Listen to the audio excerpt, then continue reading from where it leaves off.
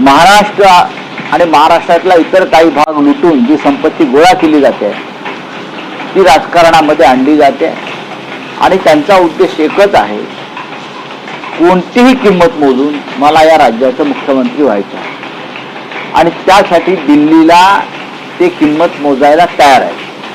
हे me on record बोलतो आणि त्यांनी त्यातली 50% किंमत मोजली आहे, 50% किंमत मोजली आहे. आता बघू काय होत आहे. फडणवीसांच्या अलीकडच्या काळात दिल्ली फेऱ्या वाढल्या नाही, असू शकतात. मी जे म्हणतोय त्यात 100% सत्य आहे ते, की पडेल ती किंमत, कोणतीही किंमत बोली लावलेली आहे. तुम्ही सांगाय त्या किमतीला मला मुख्यमंत्री पद हवं आहे आणि त्यापुढे देवेंद्र फडणवीस मला हतबल झालेले दिसतात या ताकदीपुढे पैशाच्या. पण हा भस्मासूर वाढवला कोणी? हा भस्मासूर निर्माण केला भारतीय जनता पक्षाने आणि हा भस्मासूर अमित शहा आणि देवेंद्रजीच्या सुद्धा मानेवर बसल्याशिवाय राहणार नाही. आणखी ऑपरेशन टायगरचा तिसरा भाग असं म्हटलं जाते की शिवसेना उद्धव बाळासाहेब ठाकरे पक्षाचे आमदार ही संपर्कात आहेत. काल बैठक पडली, मातोश्रीवर पार पडली. उद्धव ठाकरेंनी या सगळ्या आमदारांना मार्गदर्शन केलं. भीती आहे की कदाचित आमदारही जाऊ शकतात. काल शिवसेनेच्या 20 आमदारांपैकी 19 आमदार उपस्थित होते. एक आमदार जे आहेत परभणीचे राहुल पाटील, जिल्हा बँकेची निवडणूक तिकडे आहे त्यामुळे ते मुंबईत येऊ शकले नाही, आले नाही आणि त्यांनी रितसर परवानगी घेतली. 19 आमदार पूर्णपणे उपस्थित होते आणि कालच्या बैठकीमध्ये माननीय उद्धव साहेबांनी कोणतेही भाषण किंवा मार्गदर्शन केलं नाही. आमदारांच्या भावना, आमदारांच्या जिल्ह्यातल्या राजकीय घडामोडी आणि त्यांच्या दृष्टीनं पक्षाचं वाटचाल कशी असायला पाहिजे हे त्यांनी शांतपणे ऐकून घेतलं. काल मुख्यत्वे SIR वरती चर्चा झाली. SIR ची प्रगती कुठपर्यंत झाली या संदर्भात आदित्य ठाकरे यांनी माहिती दिली, कारण संपूर्ण कामात त्यांनी फार लक्ष घातलेलं आहे. दुसरा महत्वाचा विषय काय चर्चेला आला तो म्हणजे राम मंदिर लुटीचा. राम मंदिर लुटीबाबत शिवसेनेने घेतलेल्या भूमिकेचं, पक्षप्रमुखाने घेतलेल्या भूमिकाचं सर्व आमदारांनी स्वागत आणि कौतुक केलं आणि त्यांनी उद्धवजींना आवाहन केलं की प्रत्येक जिल्ह्यामध्ये आपण अशा प्रकारच्या आंदोलनामध्ये उपस्थित राहा आणि उद्धवजींनी सर्व जिल्ह्यांची 36 जिल्ह्यांची आमंत्रणं स्वीकारलेली आहे. सुरुवात नागपूरपासून होते. पुढल्या आठवड्यामध्ये उद्धवजी नागपूरला येतील आणि आता मी आणि अंबादास दानवे त्यासाठी नागपूरला जाणार आहोत पूर्वतयारीसाठी. सुरुवात जी होते आहे या आंदोलनाची मुंबईत झाली, दुसरा टप्पा उपराजधानी नागपूर आणि तिथे सुद्धा याच पद्धतीचा भव्य कार्यक्रम होईल. त्यानंतर मग पुणे, नाशिक, कोल्हापूर, संभाजीनगर असं करत संपूर्ण महाराष्ट्र आम्ही पाळता घालू आणि कशा प्रकारे राम मंदिर लुटलं आहे, कशा प्रकारे भावनांशी हा खेळ झालेला आहे, कशा प्रकारे सद्येची विक्री झालेली आहे हे गावागावात आणि घराघरात पोहोचवण्याचा आमचा प्रयत्न राहील. नागपूरची काही तारीख नक्की? तारीख हे 15 दिवसात राज्यव्यापी म्हणजे प्रत्येक जिल्ह्यात हे आंदोलन, प्रत्येक जिल्ह्यामध्ये आंदोलनाची दिशा ठरवली आहे. होय होय, सर्व आमदारांची अशी अपेक्षा आहे की त्याने यावं आणि त्याने ते आमंत्रण स्वीकारलेलं आहे. आणि मला असं वाटतं की उद्धवजींनी ही एक मुवमेंट आहे, ही एक चळवळ आहे, ही एक संघर्ष यात्रा आहे प्रभू श्रीरामांच्या प्रतिष्ठेसाठी सुरू केलेली, ती आता थांबणार नाही. तुम्ही एखाद्या जिल्हा बँकेच्या निवडणुकीचा विषय काढला. मध्यंतरी संभाजीनगर जिल्हा बँकेची निवडणूक होती. हे म्हटलं जातं आहे की महायुती वेगळी आहे, महाविकास आघाडी वेगळी आहे, पण खाली संभ्रमाचं कार्यकर्त्यांमध्ये, शिवसैनिकांमध्ये संभ्रम यासाठी आहे कारण तुमच्या पक्षातले नेते बँकांमध्ये बँकांचं राजकारण वेगळं आणि हे राजकारण वेगळं, पण कार्यकर्त्यांमध्ये असा काही संभ्रम वगैरे नाही आहे. आता मुंबई बँक आहे, मुंबई बँकेमध्ये शिवसेनेचे 7 ते 8 डायरेक्टर्स आहेत चेअरमन कोण वेगळे असतील. वेगवेगळे पॅनल्स खाली निर्माण होतात. विशेषतः ग्रामीण भागात जिल्हा बँकांमध्ये याच्याकडे राजकीय दृष्टीनं पाहू नये.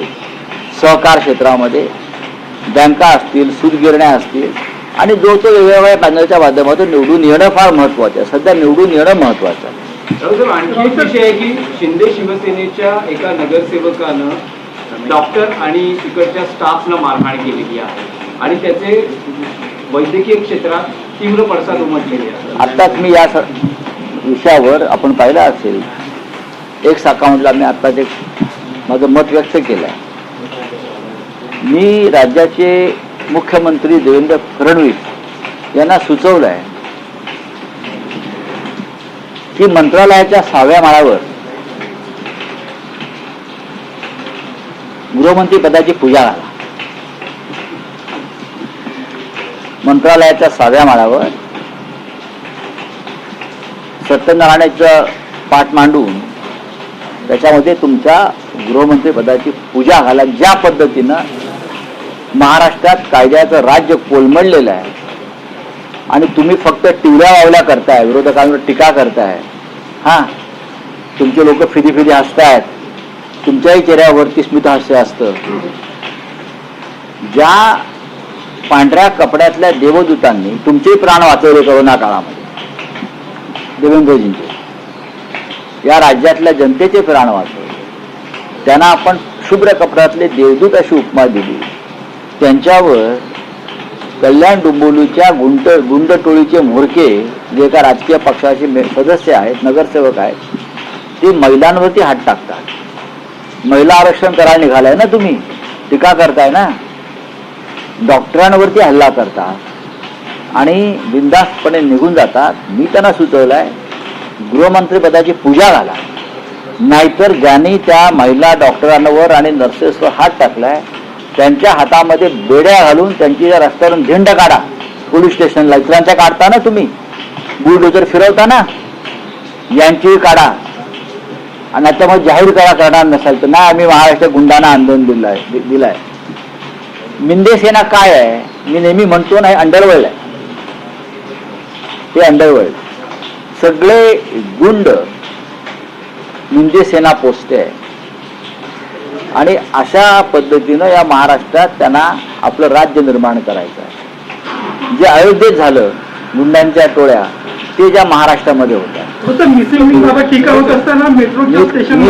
मी इतकंच सांगेन राज्याच्या मुख्यमंत्र्यांना गृहमंत्रीपद झेपत नसेल ते त्यांनी स्पष्ट सांगावं, मला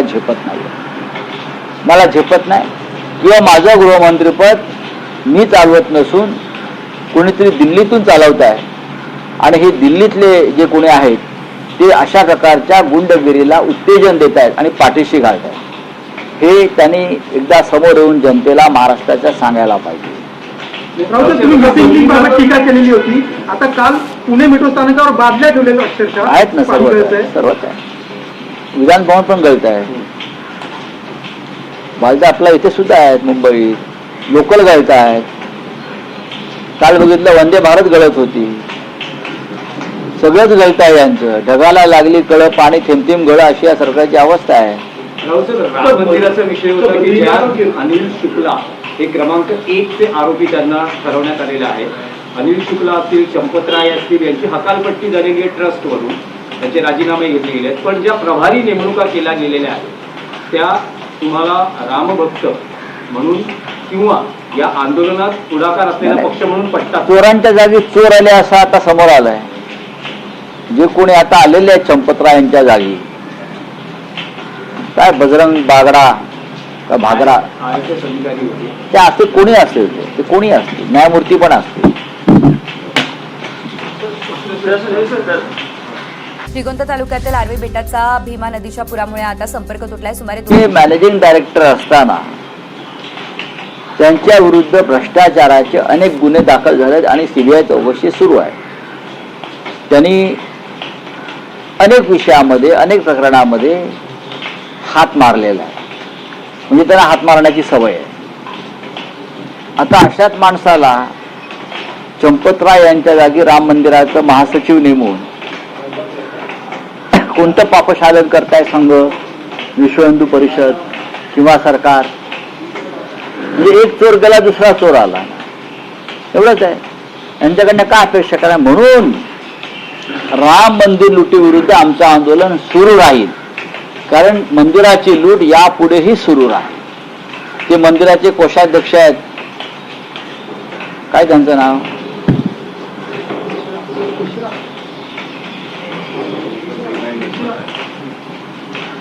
काय गिरी गिरी गिरी गिरी गिरी गिरी हा, ते पत्रकारांच्या प्रश्नांना काल उत्तर देऊ शकले नाही. आपण पहा, त्यांना काही प्रश्न पत्रकारांनी विचारले तेव्हा ते चिडले. हेच ते मिस्टर गिरी यांनी छत्रपती शिवाजी महाराजांची तुलना मोदींशी केली. ही यांची अक्कल. हा, छत्रपती शिवाजी महाराजांची तुलना मोदींशी करणारे हे कोषाध्यक्ष आहेत. हेच ते गिरी ज्याने असं सांगितलं की ईडी जशा धाडी घालते तशी शिवाजी महाराजांनी सुरतेवर धाड घातली. काय कल, हे असे कोषाध्यक्ष हे भव्य कपडे घालतात आणि राम मंदिराचे सेवक म्हणून फिरतात. हा, शिवाजी महाराजांची तुलना आपण कोणाशी करताय? आपण कोषाध्यक्ष आहात, तुमच्या कोशाची लूट चालली आहे ते तुम्हाला माहीत नाही. त्यांना जे प्रश्न विचारलेले आहेत ते काळजीपूर्वक पहा, त्याची उत्तरं पत्रकाराने शोधण्याचा प्रयत्न करा, जी उत्तरं कोषाध्यक्षाने टाळलेली आहेत. त्या संदर्भात गोविंद देवगिरी यांना जेव्हा विचारलं की चांदीची तुम्ही जेव्हा त्यांना दिली होती ती कोणाकडे दिली असं त्यांनी सवाल केलाय तुम्हाला, ते कशाला सवाल करतात? तेव्हा ते होते का ट्रस्टवर? म्हणून तर म्हणतोय ना, कोणाला नेमताय तुम्ही, कोणाला नेमताय? उद्या महाराष्ट्राचे चंपतराय गिरीश महाजन आहेत, त्यांना तुम्ही भव्य कपडे घाला आणि कोषाध्यक्ष करा म्हणजे वाटच लागली. हो, गिरीश महाजन इकडले चंपतरायच आहे ना, कुंभमेळा त्यांच्या ताब्यात आहे. हे नवे चंपतराय आहेत महाराष्ट्राचे, देवेंद्रजींनी नेमलेले. बोलिए. बद्रीनाथ और केदारनाथ का मंदिर की कमेटी की जांच बोली है, इसमें भी क्या आपको लगता है घोटाला? नहीं, 2 लोगों को सस्पेंड किया है. घोटाला है सब मंदिरों में, पूरे मंदिर में घोटाला है. आप कौन सा भी मंदिर लीजिए, सब मंदिर पर बीजेपी का कब्जा है और सभी मंदिर पे घोटाले चल रहे हैं. राम मंदिर से लेकर बद्रीनाथ तक, सोमनाथ से लेकर अयोध्या तक, कहाँ भी जाइए, जहाँ बीजेपी की सत्ता है और जहाँ की मंदिर बीजेपी के कब्जे में है वहाँ लूट मार चल रही है. चलिए, थैंक यू. जो कमेटी निकली, कमेटी पे जो चंपत राय है उसको एसआईटी गठित हो गई है, इस पर क्या कहना है? नहीं, एसआईटी का जांच होगा? देखो ये ट्रस्ट में सभी चंपतराय है. ये जो राम मंदिर ट्रस्ट है ना, उसमें हर व्यक्ति चंपतराय है, कोषाध्यक्ष से लेकर ट्रस्ट के अध्यक्ष तक. एक ही विचारधारा के लोग हैं. क्या राम उनकी जागीर है क्या? ये राम के मालिक बन गए? दूसरे कोई राम भक्त नहीं है इस देश में, आप ही है. वीएसपी और संघ वाले और बीजेपी वाले, क्या हम लोग राम भक्त नहीं है? अखिलेश यादव राम भक्त नहीं है, मायावती राम भक्त नहीं है, ममता बनर्जी राम भक्त नहीं है, आप ही है क्या? राम को खाने वाले लोग हैं. चलो.